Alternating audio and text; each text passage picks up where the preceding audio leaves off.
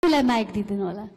नमस्कार, मेरो नाम सौरभ नेपाल। म कक्षा जनता माध्यमिक विद्यालयको कक्षा 6 मा अध्ययन गर्ने विद्यार्थी हुँ। आज म तानसेन नगरपालिकाको प्रमुख सन्तोषलाल श्रेष्ठज्यूलाई आफ्नो जिज्ञासा राख्न चाहन्छु। 2080 सालको एसीई रिजल्टमा नेपालभर 186 जनाले 4 जीपी ल्याएका थिए।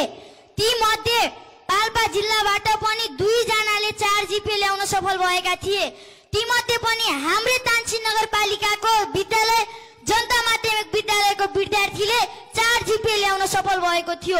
अरु नगरपालिकाले उत्कृष्ट जीपी ल्याउनेलाई पुरस्कृत गरेर प्रोत्साहन गरेको थियो भने हाम्रो नगरपालिकाले यस विषयमा किन ध्यानाकर्षण राखेन?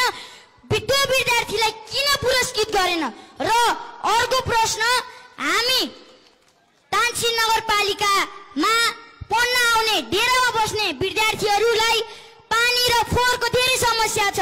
हामी 10 बजे विद्यालय जान्छौं र 4 बजे घर फर्किन्छौं। पानी कि त 10 बजे भन्दा अगाडि चाहियो कि 4 बजे पछि चाहियो।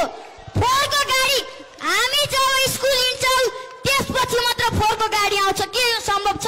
के हामी फोहोरको बोरा बोकेर कहाँ आउने हो प्रमुखज्यू? भनिदिनुस्। धन्यवाद, नमस्कार। धन्यवाद। जनप्रतिनिधिज्यूहरू देख्नुभयो त कति धेरै आक्रोश छ हाम्रा युवामा, कति धेरै प्रश्न छ। यो कार्यक्रम त दिनभरि गर्दा पनि नसकिने खालको कार्यक्रम छ।